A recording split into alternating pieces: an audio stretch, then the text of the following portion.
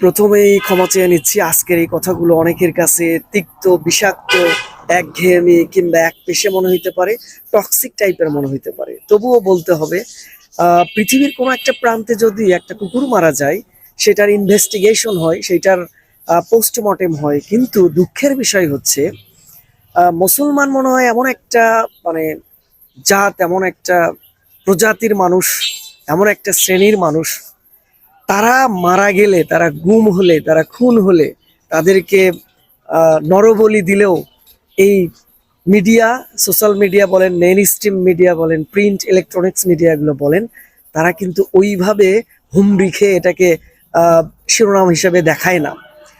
মুসলমান ছাড়া অন্য কোনো ধর্মের যদি মানুষ মারা যায়, সেইটাকে যেভাবে ফলাও করে মিডিয়াগুলো এটার পিছে লেগে যায়, ওইটা মুসলমানের ক্ষেত্রে মনে হয় না। আমার বিষয়টা হচ্ছে, আমি কোনো ধর্ম অবলম্বী মানুষদের বিপক্ষে কথা বলছি না, আমি কোনো ধর্মের বিরুদ্ধে কথা বলছি না। আমার বিষয়টা হচ্ছে, কেন সত্যকে সত্য বলে স্বীকার করতে, মেনে নিতে কষ্ট বোধ হয়। যেটা বলতেছিলাম যে পশ্চিমবঙ্গের নবনির্বাচিত মুখ্যমন্ত্রী শুভেন্দু, তার বক্তব্যগুলো আসলেও কোনো শান্তির বার্তা বহন করে না। তার কথাগুলো ফ্যাসিস্টের মতো, তার কথাগুলো সন্ত্রাসী টাইপের মতো, তার কথাগুলো মানে আগুনের মতো।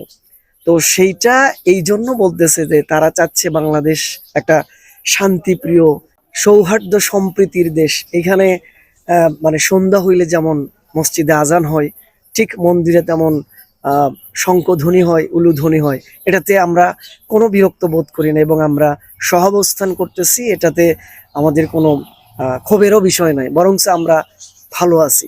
এবং এটা, আমরা ইসলাম ধর্ম এটা শান্তির একটা ধর্ম। তো যেটা বলতেছিলাম, উনি চাচ্ছে এই বাংলাদেশটাকে একটা জঙ্গি রাষ্ট্র বানাইতে। উনি চাচ্ছে এই জঙ্গি রাষ্ট্র, মানে জঙ্গির দোহাই দিয়ে এই যারা বলতেছে যে এটা দেশ হয়ে যাচ্ছে একটা মৌলবাদী রাষ্ট্র, এই দেশ হয়ে যাচ্ছে একটা আদর্শিক একটা রাষ্ট্র, তো ওইটা তাদের গাত্রে দাহের কারণ হয়ে দাঁড়িয়েছে। আপনি দেখবেন যে নবাব সিরাজউদ্দৌলার পতনের পর তারা যে আচরণটা করেছে, তারা বাংলাদেশের যেভাবে বাংলাদেশকে মিস ইউজ করেছে, বাংলাদেশের থেকে যেভাবে সুযোগ সুবিধা নিয়েছে, শোষণ করেছে, শাসন করেছে, অন্য কোনো দেশ এভাবে নেয় নাই। আপনাকে ইতিহাস জানতে হবে। এদেশটা আসলে হিন্দু, বৌদ্ধ, খ্রিস্টান, ক্ষুদ্র নৃগোষ্ঠী নির্বিশেষে সকলের। সুতরাং এই দেশটাতে যারা আগুন জ্বালাতে চায়, তাদেরকেও সতর্ক থাকতে হবে যে আসলে এখানে এই বাঙালি জাতি মানে সেই থেকে সংগ্রাম করতে করতে, সেই থেকে লড়াই করতে করতে টিকে আছে। সুতরাং মানে তারা